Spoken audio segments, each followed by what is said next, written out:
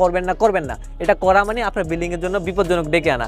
আপনি যেটা করতে পারেন, চারপাশে একটা সেন্টারিং করে দেন না রে ভাই, একটা হচ্ছে এই কাঠের একটা সেন্টারিং তৈরি করে দেন, তাইলে তো হয়। ঠিক আছে, ফর্মওয়ার্ক দিয়ে একটা সুন্দরভাবে সেন্টারিংটা তৈরি করে দেন, তাহলে মোস্ট ইম্পর্টেন্ট।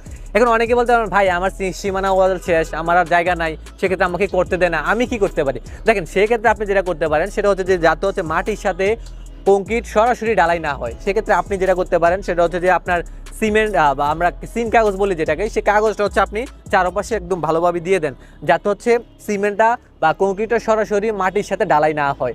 অথবা আপনি এটাও করতে পারেন, যে মাটিটা আছে ওই মাটিটা হচ্ছে যে প্লাস্টার করে নিতে পারেন। ঠিক আছে, সিমেন্ট আর বালি দিয়ে ভালোভাবে প্লাস্টার করে নেবেন একদিন আগে, তারপর হচ্ছে আপনি ওই জায়গাতে ঢালাইটা করেন, তাহলেও কিন্তু সুইটেবল একটা হয়।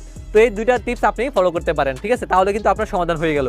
তো বেসিক্যালি আমরা ইঞ্জিনিয়াররা এটা বলি না, উত্তম হচ্ছে কি চারপাশে কভারিং দেওয়া। আর কভারিং বলতে হচ্ছে আপনার যে জিনিসটা সেটা হচ্ছে যে আমরা শাটারিং দেওয়াটা সবচেয়ে মোস্ট ইম্পর্টেন্ট উত্তম কাজ। ঠিক আছে।